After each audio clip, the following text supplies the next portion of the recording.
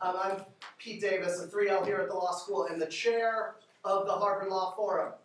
There is a disturbing trend I've noticed in our public discourse, that this idea that there are certain areas of public life that ought to be black boxes outside of the reach of democratic oversight. The use of our military is an example. No need to audit the Pentagon, no need to examine what we are doing in the Middle East. Leave that for the generals, they are the experts. The Federal Reserve is another black box. Monetary policy is for our economic priesthood to deal with. No need for the lay people to have any opinions about it. The experts have got it covered. How Harvard Law School manages its endowment is another example, but we'll save that for a different event. What's disturbing about this black box trend is that bad things happen when there's no democratic oversight over something. Remember how Brandeis said, sunlight is the best disinfectant? Implicit in that statement is the observation that areas without transparency are infected. What are they infected with? First, they're infected with technocratic hubris, experts believing they know what's best without the input of the people. Second, they're infected with corruption. When the many do not have a seat at the table, the few who do can bend decisions in the direction of their clients' interests. Today's event is about one of those black boxes, global trade. We will open the box here today at the Harvard Law Forum. We as a citizenry have a choice. We can accept that the WTOs and the GATTs and the TPPs and the TTIPs and the NAFTAs and the CAFTAs and all these acronyms you hear every so often in the news are going to be black boxes, that they are going to be solely the domain of meetings between technocrats and corporate interest lawyers. Or we can demand that public interest advocates have a seat at the table. If you believe in the latter, good news. The nation's leading public interest advocate in global trade is with us here today. Let's hear it for her.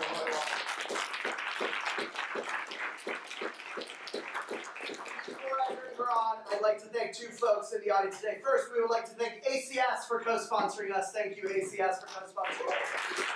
And I'd like to call out Professor Mark Wu, who deals with these issues here at the law school. If you're interested in these issues, talk to Professor Mark Wu. Lori Wallach, a member of the famed Harvard Law Class of 1990, or 91, which one? 90, one of the greatest public interest classes in the history of the law school. The reason that that 20% of folks go into the public interest out of Harvard Law School instead of 5% is because of Lori Wallach's class, fighting for the public interest here at the law school. She's the founder of Public Citizens Global Trade Watch. She is a 25-year veteran of congressional trade battles from the 1990s NAFTA fight to the TPP fight these past years. Named a Politico 50 thinker, doer, and visionary, she is one of the nation's leading advocates for the public interest within the global trade regime. Wealthy and powerful corporations have their way with global trade when nobody is watching. Fortunately for American workers, consumers, and citizens, Lori Wallach is watching. Without further ado, Lori Wallach.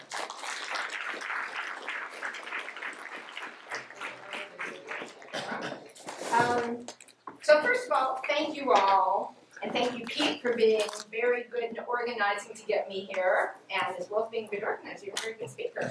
So it's you in Washington running for something.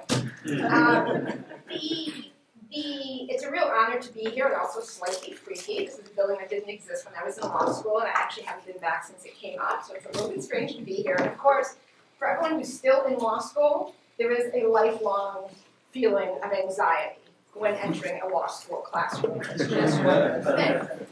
So I remember when I was a student, one of the most important things I think for professors who are really good is they would tell us in advance what the takeaway was versus having us read a lot of class courses and cases and then trying to figure out in the course of the course what the hell the point was.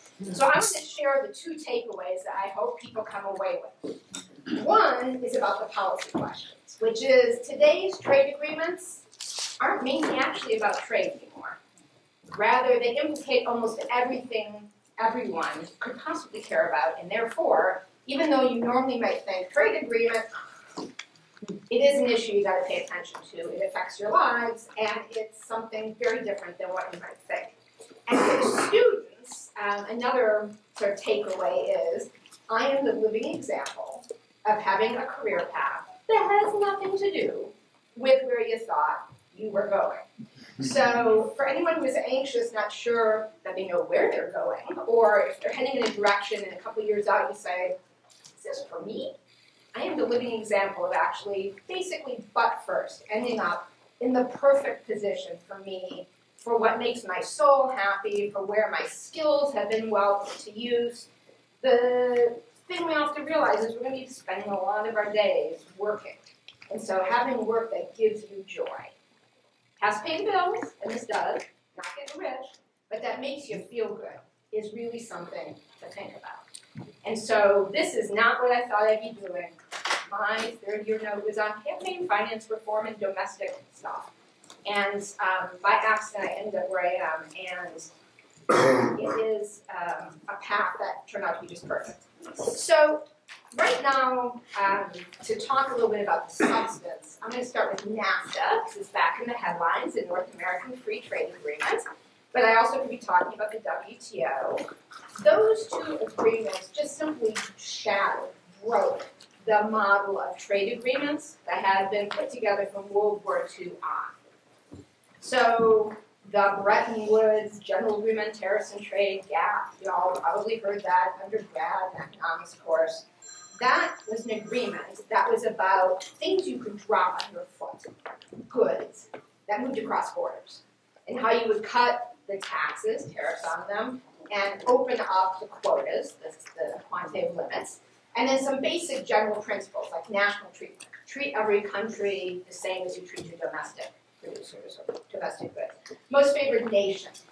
However you treat one trade partner, you treat all the other trade partners in that same agreement. And that model went on for decades.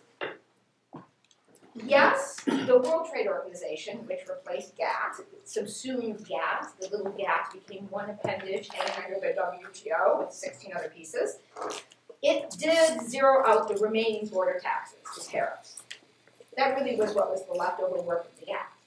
But the other ornaments hanging under that thing, the World Trade Organization, were a whole set of binding rules, basically many of them unrelated to trade, in the sense of what we think of the trade agreement, tariff cutting, opening quotas.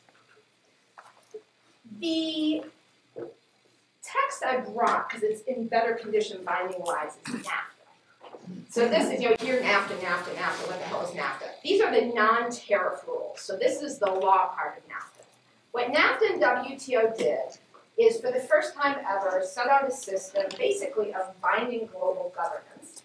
So that suddenly a trade agreement set rules with respect to service sector regulation, set rules for patents and copyright terms and durations, set rules with respect to food safety standards and inspection and labeling, set rules with respect to technical standards, everything from worker safety to product safety, even set rules on government procurement, how our governments can spend their tax dollars. And all of these rules were in the WTO, in NAFTA, to be binding on all levels of the signatory governments, unless they took an exception, or in the case of NAFTA, it only goes so far in certain chapters. And the operative term, which for non-law students here, this will seem less important, but when I first read this, a light bulb went off in my head when I first looked at the WTO. Each signatory shall ensure the conformity of all domestic laws, regulations, and administrative procedures with the attached agreements. So what does that mean? That means all your domestic laws have to meet the constraints set out in these agreements. And that was a big difference, because also they were enforceable. The old GATT system required every single country that was a member of GATT to agree when there was a dispute to adopt the decision of a tribunal that would interpret whether or not a country had broken its laws. That's sort of the classic diplomatic emergency brake. So if you really hate the ruling and it's worth it to bust this system a little bit, you as a country can veto. WTO turned that in its ear. You had to have every single country opposing not to adopt. So suddenly we had binding rules, and they were enforceable by one country taking another country to a WTO tribunal. And if one of these tribunals said your domestic law, unrelated to trade very frequently, didn't meet these rules, then you face trade sanctions until you change your rules. Very novel notion, from basically getting into a trade fight over border taxes and actual trade cheating, to suddenly having a series of cases where, in short order, countries' access to medicine rules, India's Gandhi-era constitutional rule on no patenting of medicines and life forms, WTO violation. U.S. Endangered Species Act rules, dolphin safety rules, Clean Air Act regs, WTO violation.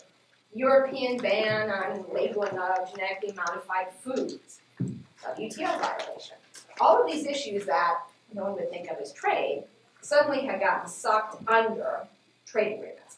And again, this enforceability, unlike, say, the multilateral environmental agreements, which are conventions. The Endangered Species Treaty lists the critters, but it's enforced in each country adopting the laws to enforce it. There is no CITES, that's that treaty's name, there is no CITES sanctions system. NAFTA had all of that stuff I just described in the WTO, plus it had energy rules that required Canada and the US forever to proportionately share their natural resources. Why is that in a trade agreement? So if we decide to conserve, or Canada decides to get rid of tar sand oil, for instance, they still owe us in a trade agreement a certain share of exports of energy. And in NAFTA, there were much deeper rules on intellectual property. So for all the people who are undergrad economics majors, your sort of classic rent-seeking monopoly protections. So extended patent durations to be able to raise prices, stop for a longer period of generic competition. Plus, there was a thing called investor-state dispute settlement. You can see a whole bunch of nifty pins. Stop. Investor-state dispute settlement. What the hell is that? Well, that is, in a way, the epitome of what happened when trade agreements got hijacked. Because that's sort of the punchline to the story of what happened. We had trade agreements, and then we got to NAFTA and WTO. We had a brand called Free Trade Agreement that was furled out in front of a hijacked bus that was not actually anymore mainly about trade. So investor-state dispute settlement takes the WTO system one step further. Instead of governments enforcing other governments the rules that were in the agreement, this allows private investors and firms to directly privately enforce the rules. And specifically, investor guarantees and protections that are in the text, in NAFTA's Chapter 11. And the system basically empowered tens of thousands of multinational corporations to sue the signatory governments. The deciders are tribunals of 3 private sector attorneys. Many of them rotate between being judges and being lawyers representing a corporation suing a government. The lawyers, who are the deciders, are able to order unlimited damages to be paid by us taxpayers for any violation that they decide the government has created through a law, a court decision, an administrative decision. Their decisions are not subject to appeal on merits. You can appeal the amount of money, but there's no merits appeal. There's no precedent system. And there are 15 of these lawyers who sit in cases who have decided over 60% of the cases. And it is a system where they are paid by the hour. So it's in their interest to have the cases go on and on and on. And only the corporations can start the cases.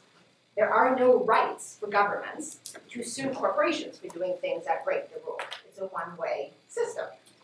Now, I describe it this way because it took us literally 10 focus group sessions to figure out how to talk about this in a way that could make people believe it possibly could be true. Because that is so over-the-top crazy that the problem that we had for the first 10 years of the NAFTA debate was getting anyone to believe this actually could be something voluntarily a country would submit itself to. But at the point that the NAFTA investor-state decisions started piling in, and one of the resources we have, for those who are still skeptical, on our website, which is tradewatch.org, we have the table of foreign investor-state cases and claims under all U.S. trade agreements.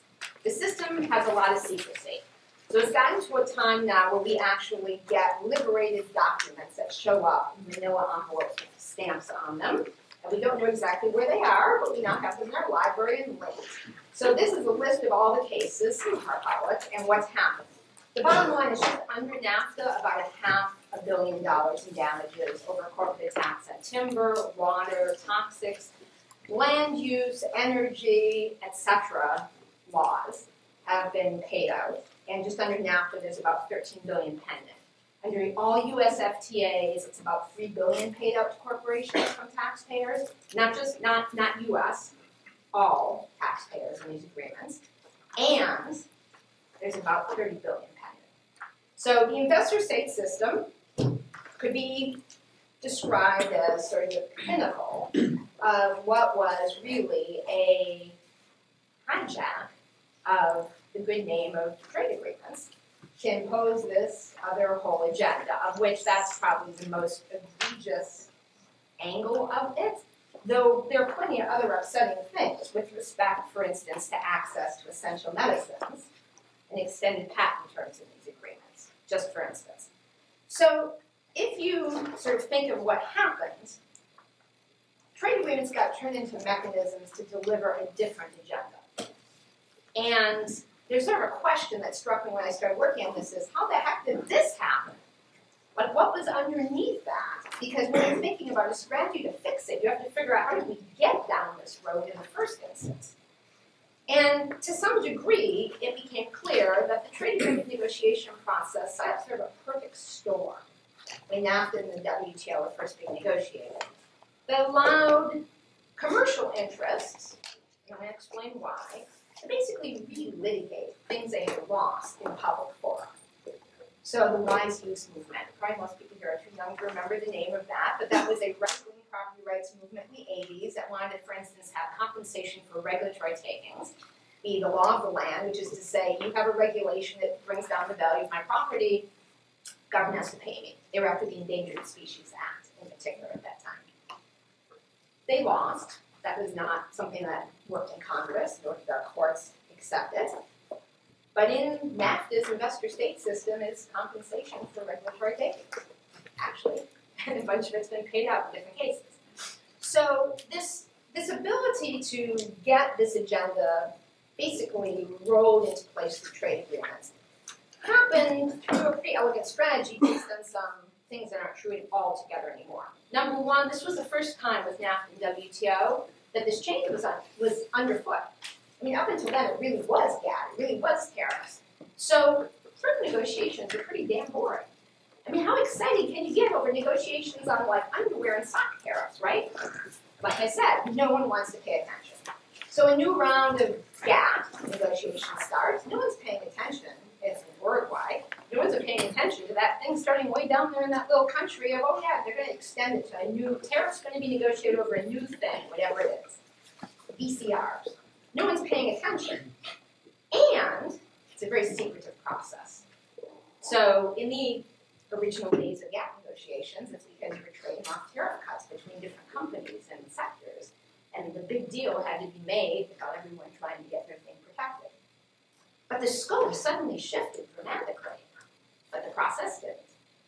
Here you had trade negotiators meeting behind closed doors, rewriting basically the policies of all the other regulatory agencies, to say nothing of effectively handcuffing Congress and state legislatures. I mean, you know, it was FDR's time when we enacted Buy American. That's the basic preference for domestically bought goods when the government buys goods. The idea is you recycle tax dollars back into the taxpayer's economy. Who elected our negotiators to go to WTO and NAFTA negotiations and make it banned, forbidden, waived? You can't use Buy America. It was the law of the land. These negotiators went and signed an agreement that made it a requirement to waive it with respect to all the other signatories to the agreement. Or we had a 17-year patent duration. So 17 years of monopoly if you create a new medicine. The WTO negotiators made it 20 years. We now have a 20-year monopoly patent system. the implementing bill for WTO changed the patent legislation. We wrote our food safety rules. We didn't used to have imported food that didn't meet US standards. WTO and NAFTA changed its standard from equal to equivalent with. So that food that actually doesn't meet the standards comes in. Just some examples. But again, how could this have happened? Well, with that secrecy under the US fast track system, a lot of the core checks and balances that were built into the Constitution, where Congress had a role in trade that was primary, and the executive branch was the negotiator, was basically delegated away. And that's a whole story, and I actually have a book on the history of trade delegation authority, 6 systems since the founding of the country, fast track being the last, created by Richard Nixon. Shocking, grab some extra power. But in the end, having that authority, where Congress is largely on the side, and the second piece of fast track is, there are private advisors, of whom over 500 of the 600 represented corporate interests, who got to see the text of the negotiations, who got to have a special role. You ended up with the basic classic capture scenario. So that you had one set of interests being able to write policies that affected a broad set of potential interests, and then to add it all, it's super complex. It's written in NAFTA-ese. I mean, one of the beginning things that happened to me to get into this is somebody heisted a copy of the text that became the WTO, and it used to be called the MTO, and they said, hey, I hear there's this lady at Public Citizen, a consumer group, who reads this GATT's. Maybe she can tell us what the hell that thing means. And all of a sudden I read it and said, holy beans, this is not my grandfather's cat. There were all kinds of rules in there that shouldn't have theoretically even been in a trade agreement. So let me give one example of how something like this kind of policy capture happens under the noses of progressive policymakers. When we started working on this issue, it was kind of an accident. I wanted to get into it. And it was a circumstance where we had very little time to explain to legislators what was in these agreements, because they thought it was trade liberalization, and it's not for that, right? I mean, the trade part's not the problem. And so we went to Senator Ted Kennedy. I went with Ralph Nader. I'm going to tell a little bit of a story of how that happened, too. And Ralph Nader had been working with Ted Kennedy to make sure that the pharmaceutical industry didn't expand patent durations. And they've been working together for decades. And so we went to him with the GATT text, the WTO text, and we showed him the chapter that's called Trade-Related Intellectual Property. That's the part that expands patents. And Ralph said, you know, Senator Kennedy, you know how we keep people in pharma on this patent expansion to raise medicine prices. Well, they've got it in this damn trade agreement. It should not be in a trade agreement. Ralph Nader, free trader, guy who advocated for the import of Japanese cars, is basically, because they were safer and less likely to fall apart, so he's no protectionist, he's basically pointing this out. And Senator Kennedy, a very smart guy, looks at it and says, Ralph, have you become an isolationist? There is no right-seeking monopoly patents in a free trade agreement. There's a whole round, the Kennedy round, named after my brother. We're free traders. There's none of this stuff in here. And Ralph and I were reading it out loud, and it's in gobbledygook. So it's really hard to understand. And he said, I love you guys. You'll let me know when that rider to extend the patent shows up in a bill, but I'm for the WTO. So front page of the Wall Street Journal the day after it passed, one of the subheads was, Pharma finally gets 20-year patents. And literally, it's like WTO and NAFTA, Pharma gets 20-year patents. And Senator Kennedy calls up Nader and says, was there something you missed? Was there something you need to tell me about the damn rider to extend patents? We tried. It just wasn't conceivable. But also, this agenda was backed by a lot of very powerful interests. So it was inconceivable that some of this stuff could be in there. It just didn't make sense to even really smart people who cared enormously about the issues like Senator Kennedy. But in addition, there were a lot of very powerful interests that were pushing the agenda. And there really was sort of a bipartisan elite consensus, of which I was part, of free trade is good. So a free trade agreement is even better. The more of them, the better. Let us get rid of protectionism. How I actually got into this work is sort of a lesson both about people entering law careers and thinking they know where they're going, and also just in your career, not only if you're doing policy, the importance of keeping your ears open and your instincts alert. So I went to public citizen work and campaign finance reform. That's really what I was focused on. That's what I thought would fix our messed up election system. And I ended up being a little bait and switch, also having to work on food safety. So I'm at a good old hearing on meat inspection in like 1990. And somebody from the Cattlemen's Beef Association says, Congresswoman, we can't actually have that country of origin beef labeling. That's going to be a violation of the new GATT rules. I'm thinking, why the hell are they talking meat labeling? GATT is tariff cuts. Stick in the back of my head, think the guy maybe had a martini at lunch. A couple months later, I'm at another hearing. The chemical manufacturers guys are there, and we're talking about pesticide residue standards. And at that hearing, the guy mentions something about the negotiations Bush has started on NAFTA, the American Free Trade Agreement. Same kind of issue. Well, at this point, my like sneak attack antennae are like, meat, incoming sneak attack. So my job is to protect food safety, right? And I'm sitting here staring at the front door of the bank, watching to make sure no one steals the food safety. But through the back door, a back door somehow labeled trade agreement in some weird way, someone's gonna like walk off with the loot, it smells like, from what these corporate guys are saying. So I went to my boss, and again, another sort of first job. I went to my boss, and my boss suggested I see a therapist. Paranoid, need a break, working too hard. So I took the week, and I went around and found the other people in the US who had started to come on to this, including a guy who became the Attorney General of Minnesota, Mark Ritchie. So he actually had stolen tax. He'd come back from Europe with tax with the WTF. So I got to come back to Washington and say, not paranoid, sneak attack, and I had the text, which was 1991, the very beginning of 1991. And that actually started a whole revolution, really, of movement building on trade. And this was not what I was meant to do in my head. I was not about international. I was not about trade. But what I was a lawyer who could actually interpret this stuff and translate it. So I started pushing, saying we would not be able to do what we needed to do on food safety unless we dealt with this damn sneak attack trade agreement that was somehow about food safety.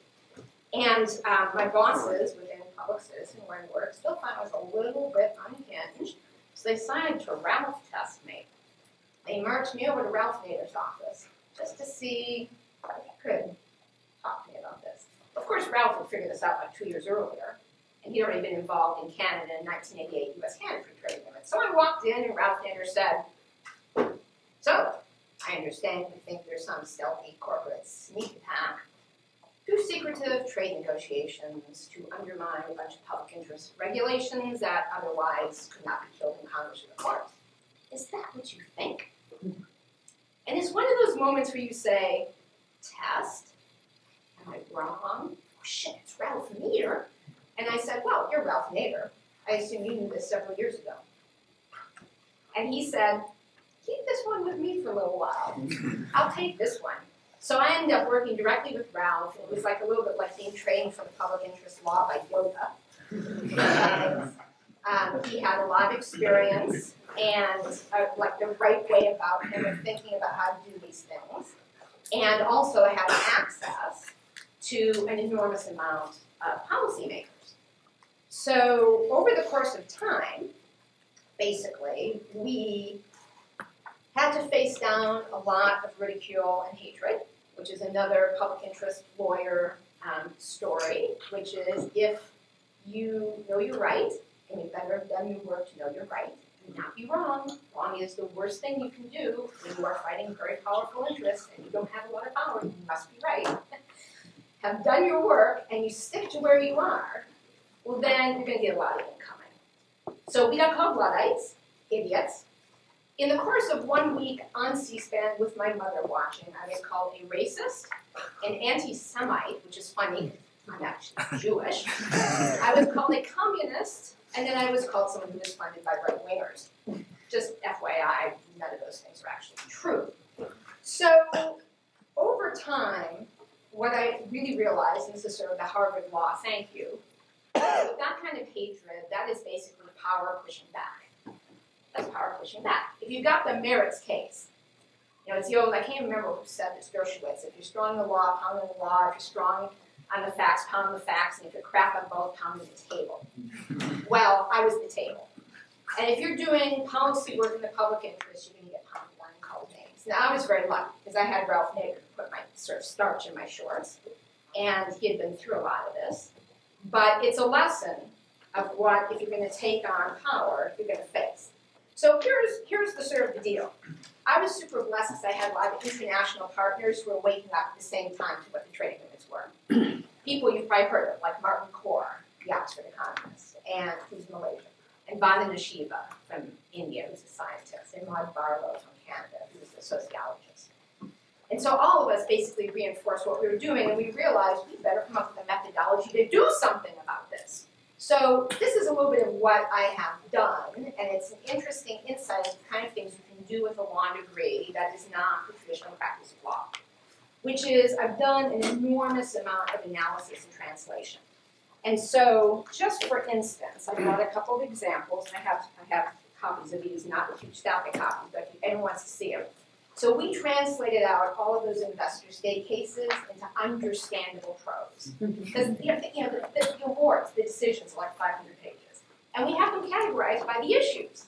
So you don't have to know about investor state. You have to know about energy or health or have to care about some issue. Or, we do a lot of this, we hand annotate trade texts. And then we scroll them in and put them on the website.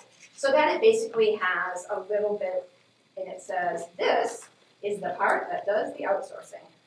And then underneath it explains what else it links to. Or if there's a trick, we have lawyers here, we know the difference between should and shall, but a lot of civilians do not know the difference between should and shall. Key difference. So annotated texts, lots of these, like hundreds of these, that we annotate so everyone can actually get their hands on. Coming up with a language that makes it relative. If you don't take a story out of all of these wonky details, people can't follow it largely. I mean, the wonks can, but real people have a hard time relating it if we're talking in NAFTA-E's. Like I said, it took us a lot of focus groups to figure out how to talk about ISDS.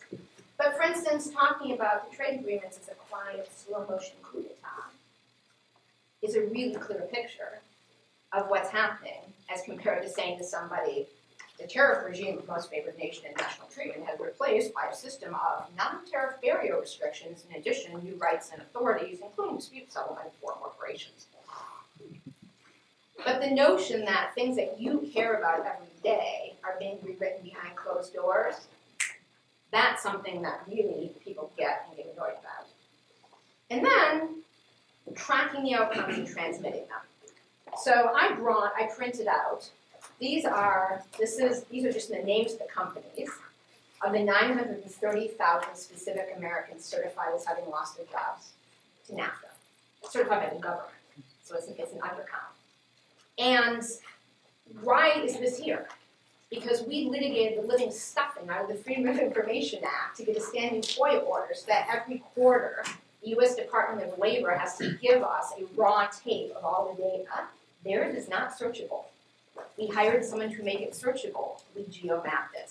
Everyone can see the actual outcome of NAFTA, what the government certified as the implications. You can figure out what kind of jobs. You can search it and see the trends. Having that kind of information accessible, or, for instance, also having every state. Here's the Massachusetts one. 2 pages. What's happened for certified job loss, what's happened for income inequality, what are key implications of different challenges that have happened. For instance, Massachusetts state law's ban on procurement with Burma as a human rights measure was attacked at the WTO. Every state has some way to make this relevant.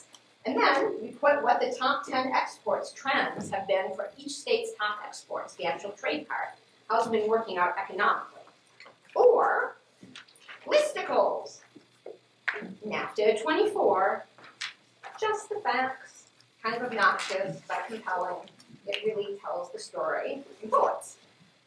Or They sometimes get very wonky, and I have, again, small copies, footnoted, 4-page fact sheets on NAFTA outcomes on jobs and wages, the environment, food safety, Mexico. So all levels of tracking and information, and one of the things everyone can pick up over there is this 1-page flyer that explains how to use our trade data center.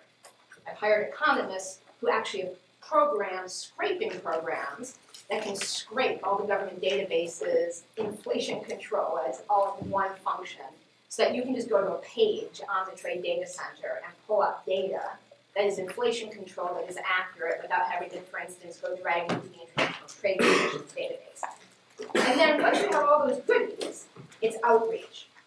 Outreach to educate people and then to organize.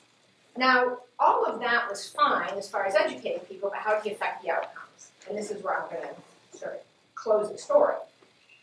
We created a methodology of change that basically was the reverse engineering of what the agreements were about. The agreements were about pushing decision-making away from the people making decisions. So we started creating coalitions of international country-based campaigns. So for instance, the negotiation of the TPP. We reached out in each country to partners, and in each country we built multi-sectoral coalitions, and the US is a long-standing one. People are here from the Greater Boston Fair Trade Coalition. They're part of that coalition. Nationally, it's called the Citizens Trade Campaign. It's been around for 25 years.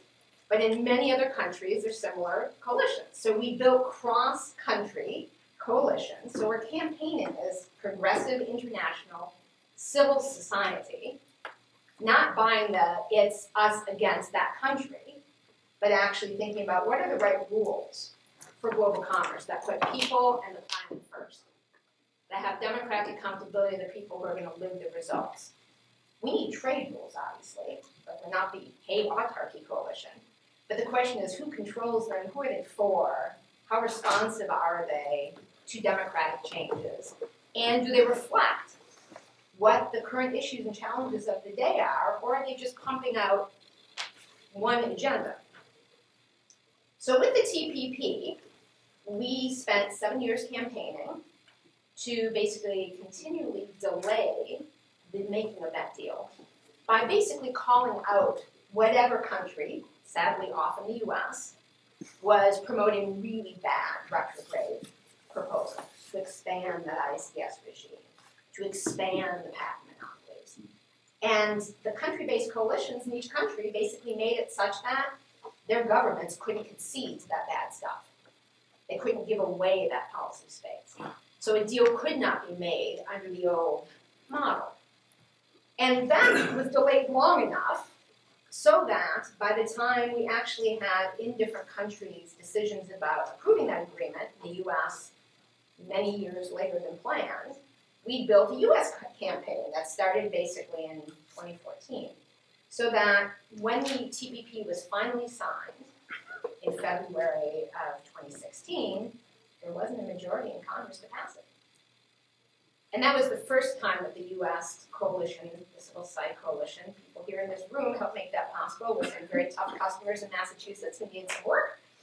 That is political accountability work, that is showing where your constituents are, that is having a you can't run, you can't hide coalition of an entire base of small business, labor, environmental, consumer, family, farm, faith, all in one room, eyeballing a member of Congress and saying, are you with us? Because if you're not, who are you with? And just waiting for them to talk. It was that kind of district by district work that basically made it such that there could not be TPP enacted. Which brings us to Trump.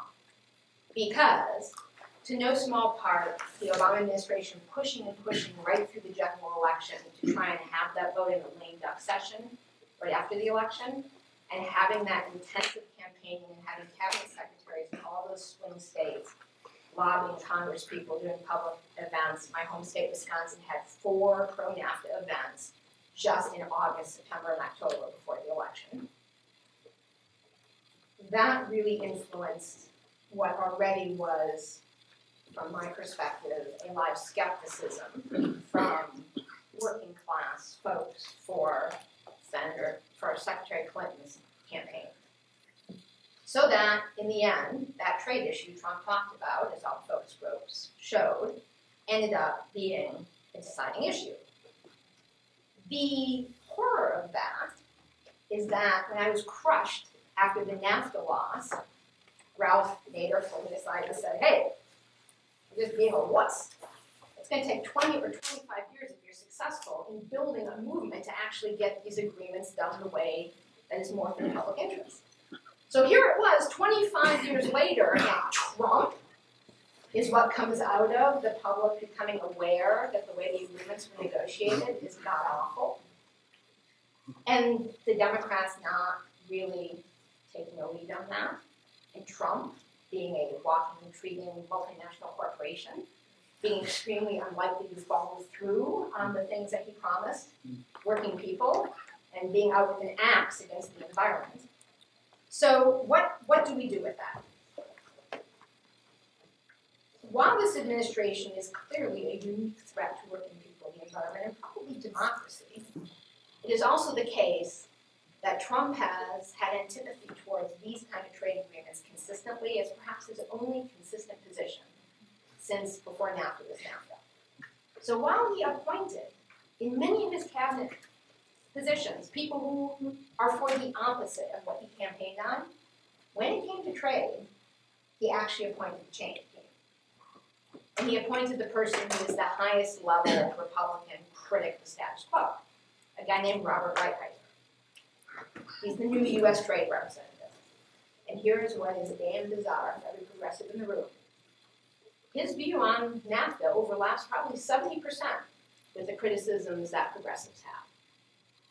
He has, shocker, in NAFTA renegotiations, proposed to exit the U.S. altogether out of ISDS and NAFTA, to roll back all the corporate rights to just compensation for direct expropriation, to get rid of NAFTA's ban on buy local and buy America, to do a sunset clause that enforces some transparency and accountability so that every 5 years there's a review and the agreement has to be reauthorized to continue.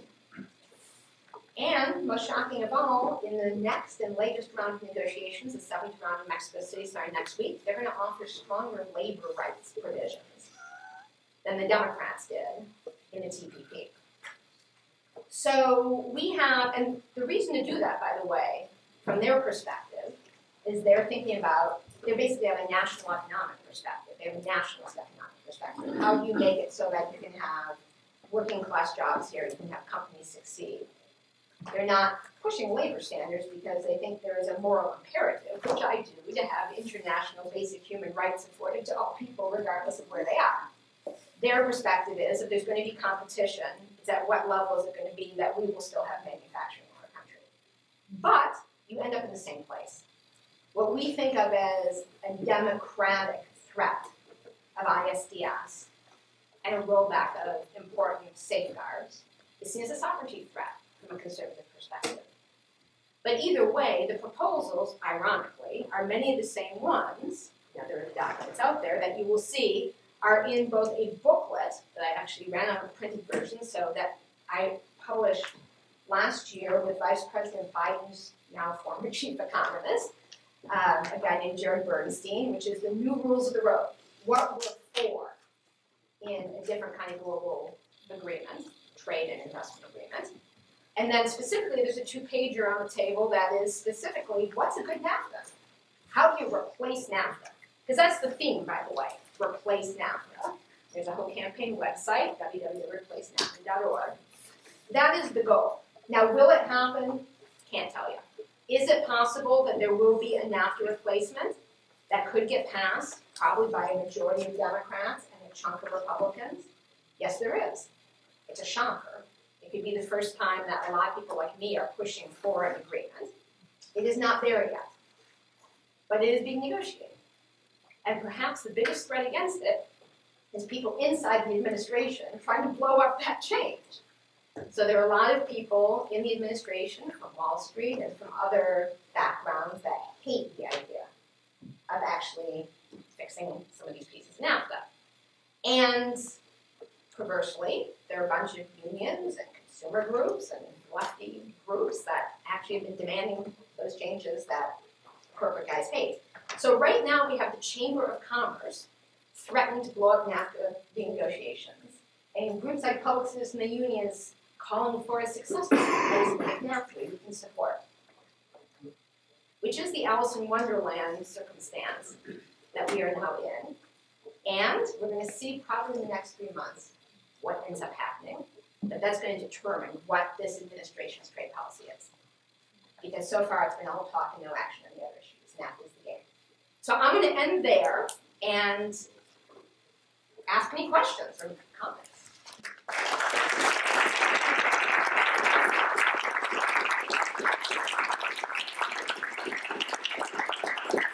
We have about 5 minutes for questions and comments, so No kidding. you know, maybe 5 to 7, and once they start gathering at the doors, we'll have to go. Thank you so much.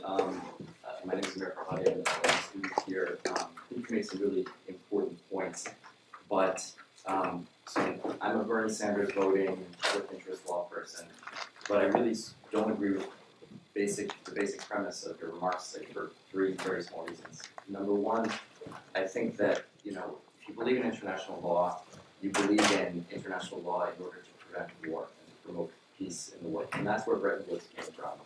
And it worries me that you're less likely to make war underneath or your economic interests are tied to that. And so this brings me to the second issue, which is the rhetoric here. It just feels a little bit too close to the far-right rhetoric, the unilateral, the America First rhetoric, the same rhetoric that gets us towards building a wall. And third of all, with regard to ISDS, I don't think that end ISDS is fair because I don't really know what the alternative is.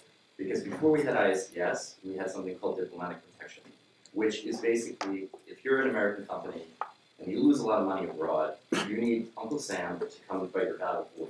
And that puts the American diplomat going into an office with a Venezuelan diplomat, and he says, I've got 2 issues. 1, ExxonMobil lost $1 billion from you. 2, you're committing human rights abuses.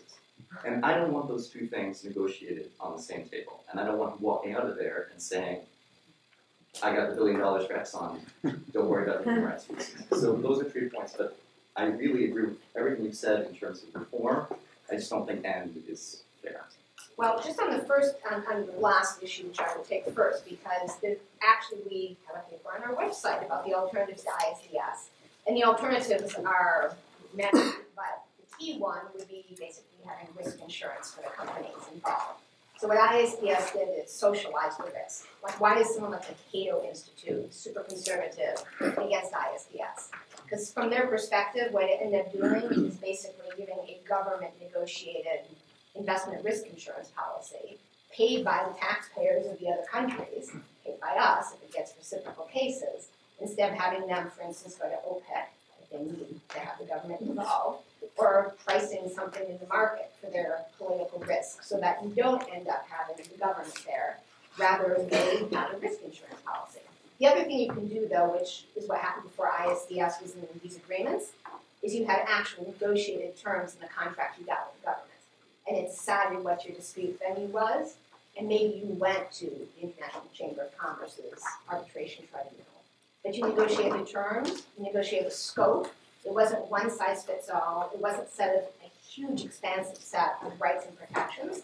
And so right now with ISDS, you have tribunals making up new rights. Like they've created in the last 10 years a right to a predictable regulatory environment. So if there's a change in regulatory environment, the classic case that's going on right now is after the revolution in Egypt, minimum wages were raised.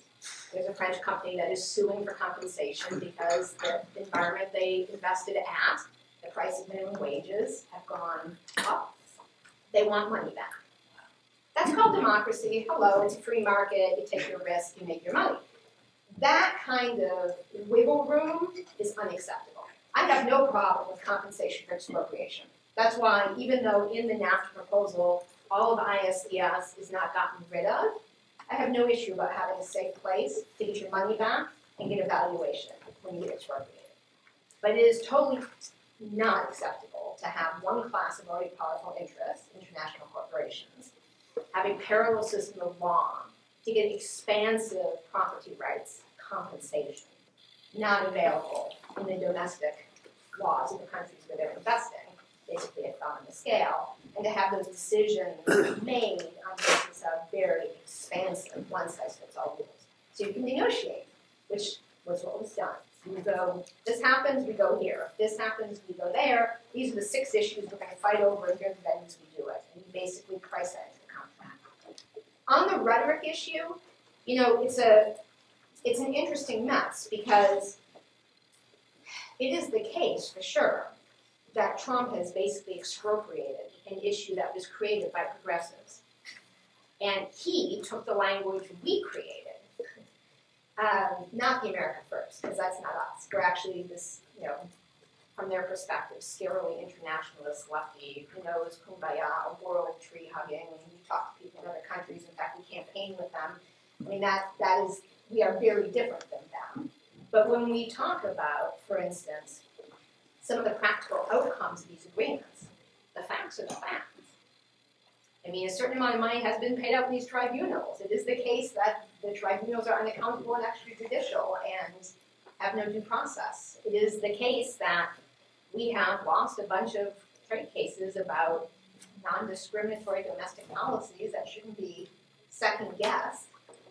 If it stands up in U.S. court, then there shouldn't be a second place to go try and attack it. So the expropriation of our language by the right is something that we've been trying to combat by making very clear that our goal is to replace NAFTA with a set of rules that puts people on the planet first. And we've been very clear what that needs to be. That's taking out some stuff that shouldn't have been in there, and that's putting in some stuff that's been missing. If that kind of an agreement is forthcoming, we would support it. If that kind of agreement is not forthcoming, then we would stop it, certainly one that makes NAFTA even worse. But our perspective is, given the ongoing damage caused by investor-state dispute settlement, caused by intellectual property rules, which have priced people out of affordable medicine in Mexico, under those rules, it's better to have no NAFTA than this NAFTA. But our priority is to get a replacement. And that's what we're fighting for, which is different, because a lot of the right-wingers just want ixnay. They want nothing to do with any other country. They don't want any rules. And it is the case that whomever is able to speak in a way that makes clear there is a better way forward for the millions of Americans who've been left behind under this model of globalization is going to be running a shop 3 years from now. And so there's a political implication about that language as well as the policy. We're running out of time, but any last word to law students who are looking at what they should do in the world? Final minute. I would, well, first of all, if people have other questions, or they want some of these documents I mentioned, I would just pop out to the wood benches out there and you can grab me out there for a few minutes before I go to Professor Wu's trade law class. If you're going there, I will be there, so you don't have to come to me there. The thing I would say basically, and this sounds like the last thing you want to hear, it's really not bullshit. I would say stay home. Because I was, especially for 30 years, I was such an effing wreck trying to figure out how to start a public career. And it is certainly easier now, because my class did kind of torture to some degree politically, not physically, than Dean Clark into not blowing up the public interest placement office. That is a true story. That's a long story. That's why I first met Ralph. But there are more resources available, but it's still harder. You don't have a guaranteed job early in your third year if you're going to corporate track. And so the thing I would basically say is, and again, you're going to say, oh, geez, make this woman stop. It will work out. Like I could not possibly have expected what I'm doing. For one thing, I ended up creating a new division of like the nation's preeminent consumer group. Because I realized there was an issue that was necessary to tackle. And 30 years of public citizens' work was going to get undone through a backdoor prism that we didn't even know existed. So you can't know that first thing you do coming out is or isn't going to be the right thing. But if it totally sucks, you've got 2 or 3 other hopping options afterwards until you find the thing. And just use your instincts and keep in mind work's going to be a huge part of your life.